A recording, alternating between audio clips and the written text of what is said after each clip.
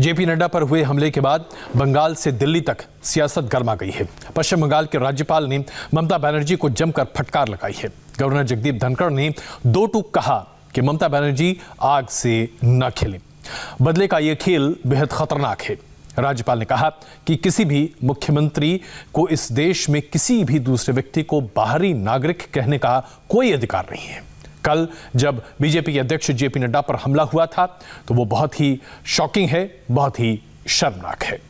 Kailash Vijayvargiya Bharatiya Janata party के महासचिव और इस वक्त बंगाल की पूरी कमान एक तरह से अपने हाथ में समान है, इस वक्त हमारे साथ मौजूद हैं। इंडिया टीवी पर कैलाश जी, आपका बहुत स्वागत है। धन्यवाद। कैलाश जी, आपकी चोट कैसी है? हाथ कैसा है? बताया जा रहा है आपको बहुत जबरदस्त चोट लगी है, लिगामेंट फ्रैक्चर हो गया है।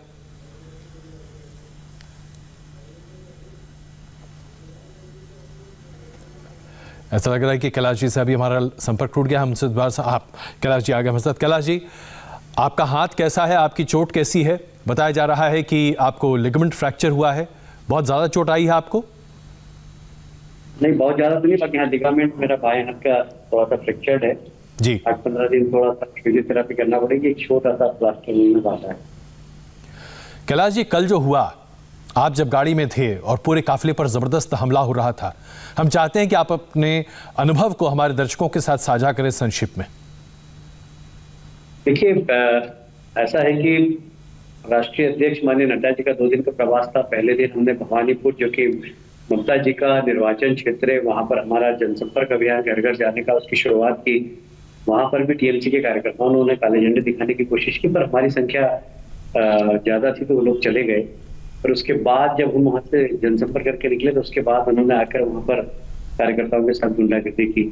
दूसरे दिन हमें डायमंड हार्बर जाना था, जो कि ममता जी के भतीजे अभिषेक जी का निर्वाचन क्षेत्र है। वहां पर जो मछुआरा समाज है, अभी पिछले दिनों जब तूफान आया था तो काफी लोगों के मकान टूट गए थे। देश के प्रधानमंत्री जी ने वहां दौरा किया था, हमारी ममता जी को भी अपने हेलीकॉप्टर में लेकर सब कुछ घुमाया था और तत्काल 1000 करोड़ रुपए दिया था। उसके बाद 1200 करोड़ रुपया और भिजवाया, पर वहां के मछुआरों को वह राशि नहीं मिल पाई थी जिनका कि मकान टूट गया था। तो हम राष्ट्रीय अध्यक्ष जी को वहां ले जा रहे थे, हमारा कार्यक्रम बना था, पर एक दिन पहले ही शाम को हमें सूचना मिली कि अभिषेक जी के 2 दाएं बाएं हाथ हैं। एक है शौकत मोला, जो कि वहाँ के विधायक है, एक है मिस्टर जहांगीर, जो कि उनके बड़े खास है। तो वो लोग 10-10 हजार लोगों का भोजन बना रहे हैं और बसें लगाकर लोगों को बुलवा रहे हैं, क्योंकि वो डायमंड हार्बर जाने का एक ही मार्ग है, और भी रास्ता था नहीं। तो हमने एक दिन पहले ही होम सेक्रेटरी पश्चिम बंगाल, गवर्नर साहब, लोकल एडमिनिस्ट्रेशन और केंद्रीय गृह सचिव की ईमेल कर दिया था कि इस प्रकार संभावना है वहां पर लॉ एंड ऑर्डर शायद बिगड़ सकता है। तो हमें सूचना मिली कि आप चिंता मत करिए, राष्ट्रीय अध्यक्ष हमारी भी जवाबदारी है जी। पर पुलिस अधिकारी आए वहां पर, एक पायलट करके वहां ले गए। जाने के बाद हमने देखा कि हजारों की संख्या में लोग खड़े हुए, टीएमसी के झंडे लेकर खड़े हुए। दूर से हमने देखा और हमारे साथ आगे जो मोटरसाइकिल पे कार्यकर्ता जा रहे थे उन्होंने पहले पटक के मारा। फिर हम लोग पहुंचे जब तक तो एकदम पत्थर की बरसात कर दी। नड्डा जी की गाड़ी में चूंकि बुलेट प्रूफ थी तो उनकी गाड़ी में तो कुछ नहीं हुआ, पर उनके जस्ट पीछे मेरी गाड़ी थी। मेरी गाड़ी का एक भी कांच सबूत नहीं रहा और बहुत बड़े बड़े पत्थर उन्होंने मारे। हमारी जो सिक्योरिटी थी उन लोगों ने हमें क्या है, नहीं तो पता नहीं कल क्या होता। शर्मनाक बात है कि पुलिस खड़ी थी जी।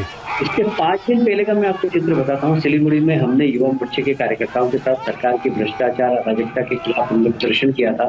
वहाँ पुलिस ने टीयर गैस का उपयोग किया, कैंचार्ज किया, वाटर कैनिंग की, पेलेट गन चलाई, ये सब काम किया। मतलब एक राजनीतिक कार्यकर्ता को राजनीतिक कार्यक्रम के लिए आप रोकने के लिए इन सारी चीजों का उपयोग करते हैं, और गुंडे अगर राजनीतिक कार्यकर्ता पर हमला करते हैं तो पुलिस खड़ी रहती है वहां पर। इसका मतलब है कि कहीं ना कहीं शासन और प्रशासन का उनको संरक्षण है। दुर्भाग्य की बात। उसके बाद सबसे बड़ी बात ये कि पुलिस का ट्वीट देखिए आप, बहुत ही शर्मनाक है, सबसे आपत्तिजनक है जो कि पुलिस ट्वीट करती है। ये ट्वीट पुलिस का आप देखिए, मैं पढ़ के सुनाता हूँ। Shri JP Nadda, national president BJP, reached safely at the venue Diamond Harbour, south 24 Parganas. Nothing happened to his convoy. Few bystanders and Devipur Falta PS Diamond Harbour PD suddenly throw stone towards the vehicle trailing long behind his convoy, मतलब इनके कन्वाय के पीछे बहुत सारे गाड़ियों के ऊपर पथराव किया गया। मुझे समझ में नहीं आता, आप टीवी पे दिखा रहे हैं अभी जी, आगे नड्डा जी की गाड़ी पे उसके बिल्कुल ये आप तस्वीरें देख रहे हैं। ये जवाबदार ट्वीट करती है। जी। पुलिस कितनी ये जवाबदार है ये इससे बहुत साफ दिखाई देता है। तो मैं समझता हूँ बहुत शर्मनाक है पुलिस का। कैलाश जी, हम पुलिस की भूमिका पर चर्चा विस्तृत करेंगे क्योंकि जाहिर सी बात है पश्चिम बंगाल की पुलिस पर कई सवाल हैं। एक सवाल मैं कैलाश जी आपसे पूछना चाहता हूं जो कि स्थानीय विधायक की तरफ से बार बार उठाया जा रहा है। कहा जा रहा है कि कांग्रेस से एक नेता भारतीय जनता पार्टी में शामिल हुए हैं, राहुल सिंह। उन्होंने आपत्तिजनक इशारे किए थे, भीड़ जो वहां पर थी वो नियंत्रित थी, लेकिन राहुल सिंह के आपत्तिजनक इशारे और उनकी बातचीत की वजह से भीड़ आक्रामक हुई। क्या ऐसा हुआ था कैलाश जी? मेरा ख्याल है कि राहुल सिंह नाम का तो कोई व्यक्ति है नहीं, पता नहीं कौन है, और ना किसी ने कोई आपत्तिजनक वहां पर। देखिए सब चीज के टीवी फुटेज हैं, आप देख रहे हैं, आप दिखा रहे हैं। जो ये कह रहे हैं उनके पास कोई टीवी फुटेज है क्या? बताएं जरा, उनके पास कोई वीडियो फुटेज है क्या इस प्रकार के? जी बताएं। खाली आप गलत बयानबाजी करके लोगों को गुमराह करें, ये ठीक नहीं है। ये तो बहुत अच्छी बात है कि आप जैसे जागरूक पत्रकार, आपके जैसे जिन्होंने सारी उसको विजुअल किया है वो लोग दिखा रहे हैं, इससे उनका चेहरा पे नकाब हो रहा है। अब देख लीजिए झंडे हैं टीएमसी के, ये देखिए वहां मोटरसाइकिल वालों को मार रहे हैं, उसको पटक के मारा। जिस व्यक्ति का जिसको मारा है पटक के, उसका नाम दीपक है जी। ये बहुत सीरियस है। डॉक्टर ने कहा है कि ये शायद बचेगा नहीं। कल रात को मैं इससे मिलकर आया और डॉक्टर से भी बात की, ये पीले शर्ट वाला की हालत बहुत खराब। तो कुल मिलाकर जो वहां पर गुंडागिर्दी हुई पुलिस के सामने और पुलिस मूक दर्शक बन के खड़ी रही, मुझे लगता है कि पुलिस के संरक्षण में इन सब असामाजिक तत्वों ने ये घटना को अंजाम दिया। कैलाश जी, आपकी तरफ से ये बात सामने निकल कर आ रही, खास करके स्थानीय भारतीय जनता पार्टी के नेताओं की तरफ से, कि 125 से 165 मोटरसाइकिल्स थी जिसमें से आधी से ज़्यादा अभी भी गायब हैं। बहुत सारे लोग हैं जिनके बारे में पता नहीं चल पा रहा है कि वो कहाँ है। तो क्या ये माना जाए कि जिस तरह से हिंसा हुई वो सुनियोजित थी, प्लान्ड थी और पूरे तरीके से क्षति पहुंचाने के लिए थी? देखिए इसकी सूचना हमने पहले एक दिन पहले दे दी थी जी, और ईमेल किया गृह सचिव,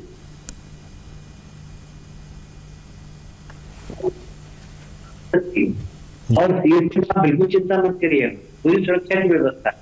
उसके बाद यदि ऐसा होता है तो आप समझ सकते हैं कि तो बिना शासन और प्रशासन के संगठन की पहुंच।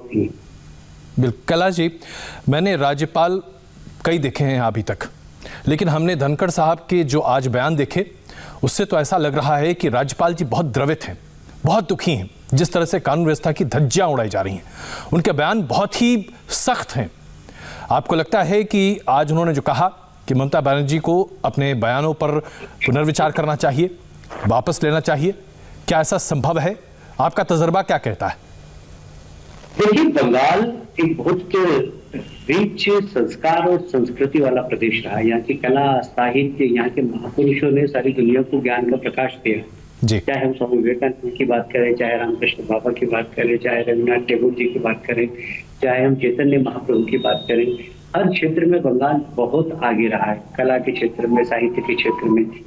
कल ममता जी ने जिस भाषा का भारतीय जनता पार्टी के राष्ट्रीय अध्यक्ष के लिए इन शब्दों का प्रयोग किया, मैं समझता हूँ बंगाल का हर व्यक्ति शर्मसार होगा कि हमारे प्रदेश का मुख्यमंत्री क्या कह रहा है। ये सब फ्रस्ट्रेशन में होता है। मैं समझता हूँ कि जिस प्रकार भारतीय जनता पार्टी का काम पश्चिम बंगाल में बढ़ा है जी, उससे लगता है ममता जी को उनकी जमीन कह सकते। इसी फ्रस्ट्रेशन में वो जिस प्रकार के शब्दों का उपयोग किया उन्होंने, वो तो अक्षम्य अपराध है। संवैधानिक पद पर बैठा हुआ व्यक्ति इस प्रकार की बात करे, गैर जवाबदार बात करे, गैर जवाबदार शब्दों का इस्तेमाल करे, मैं समझता हूँ बहुत शर्मनाक है। और ममता जी को इसके बारे में पुनर्विचार करना चाहिए। हम जानते कि ना वो माफी मांग सकती, ना अपनी गलती का एहसास कर सकती, क्योंकि उनको एक सत्ता का अहंकार है और अहंकारी व्यक्ति कभी भी अपनी गलती स्वीकार नहीं कर सकता। फिर भी डेमोक्रेसी में मैं समझता हूँ कि अगर आप 2 कदम आगे बढ़ते तो 1 कदम पीछे भी हटने की इच्छा शक्ति होना चाहिए, तभी प्रजातंत्र सफल हो सकता है। ममता जी से हम अपेक्षा करते, गवर्नर साहब का सुझाव अपनी जगह ठीक है।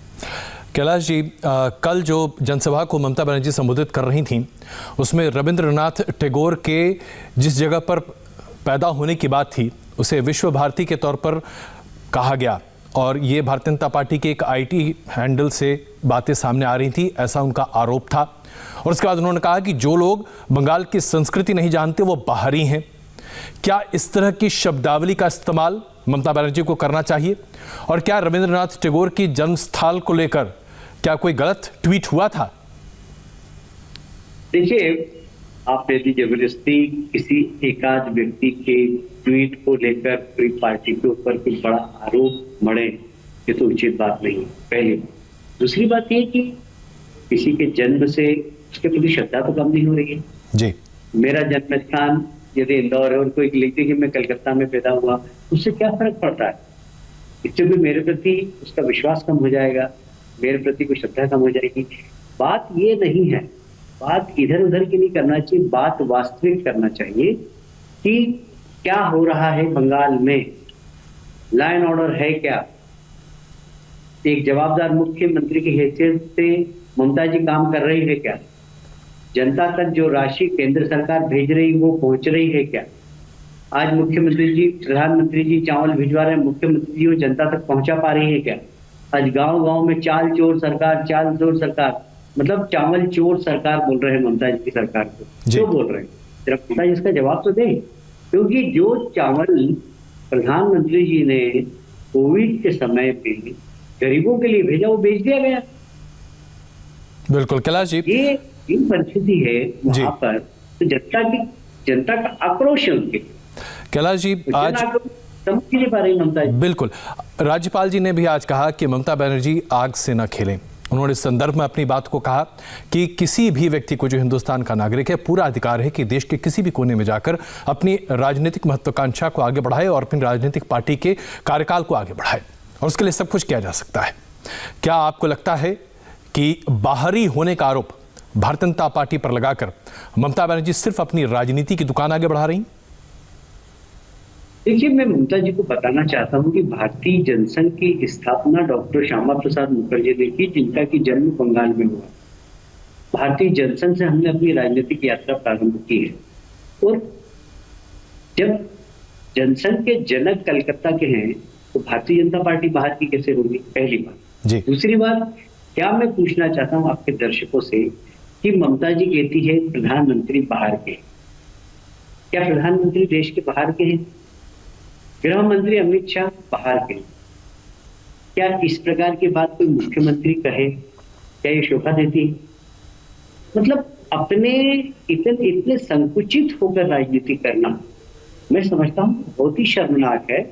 और ममता जी को चाहिए कि अपने इस पूरे कृत्य पर, अपने द्वारा जो वचन बोले जा रहे हैं उसके ऊपर वो एक बार पुनर्विचार करें, और यदि ऐसा लगे कि उनसे गलती हुई तो अपने आप को सुधारें, नहीं तो जनता सुधार देगी आने वाले चुनाव। बिल्कुल। एक आखिरी सवाल कैलाश जी, ममता बनर्जी ने अपनी रैली में कहा कि चाहे विद्यासागर जी की बात हो, चाहे टैगोर साहब की बात हो, चाहे तमाम बंगाल के जाने माने प्रतिष्ठित उन लोगों की बात हो जो सेकुलर चीज़ों में विश्वास करते हैं, यहाँ तक कि नेताजी सुभाष चंद्र बोस, इन लोगों के बारे में भारतीय जनता पार्टी चर्चा नहीं करती। भारतीय जनता पार्टी सिर्फ श्यामा प्रसाद मुखर्जी की बात करती है, और ये अपने आप में उचित नहीं है। क्या उनका ये आरोप कहीं से भी जायज है? देखिए, देश के प्रधानमंत्री नरेंद्र मोदी जी लंबे समय तक रामकृष्ण आश्रम में उन्होंने अपना एकांत जीवन जिया है। वे भी कलकत्ता आते हैं, बेलूर मठ जाते हैं, और मैं समझता हूं कि मैंने भी अपना सार्वजनिक जीवन विद्यार्थी परिषद से चालू किया जी। स्वामी विवेकानंद हमारे आदर्श है। अब ममता जी समझती है कि सारे बंगाल के जितने भी महापुरुष हुए उसके ऊपर उनका ही कब्जा है, उसके अलावा बाकी कोई उनका सम्मान ही नहीं कर सकता जी। मैं समझता हूँ कि ये उनका एक बहुत छोटा सोच है। जब बड़े पद पर बैठ जाए कोई व्यक्ति तो बड़ा दिल और बड़ा दिमाग रखना चाहिए। दुर्भाग्य से 10 साल मुख्यमंत्री रहने के बाद भी ममता जी ने अपना दिल बड़ा रख पाई, न अपना दिमाग बड़ा बना पाई। ये दुर्भाग्य इस प्रदेश का कि वो इतने महान प्रदेश के मुख्यमंत्री होने के बाद भी इतनी संकुचित बातों के माध्यम से लोगों को संबोधित करती है, लोगों के बारे में टीका टिप्पणी करती है। कैलाश जी, उम्मीद है आप जल्द स्वस्थ हो जाएंगे और सक्रिय तरीके से आपको हम एक बार फिर क्षेत्र में देखेंगे, आपकी कैंपेनिंग भी देखेंगे। इंडिया टीवी पर वक्त देने के लिए बहुत धन्यवाद। हम यहाँ पर एक छोटा सा ब्रेक ले रहे हैं। नमस्कार। हम एक यहाँ छोटा सा ब्रेक ले रहे हैं और जेपी नड्डा पर हमले के बाद कैसे पूरे देश में आक्रोश है, आपको दिखाएंगे इस छोटे से ब्रेक के बाद।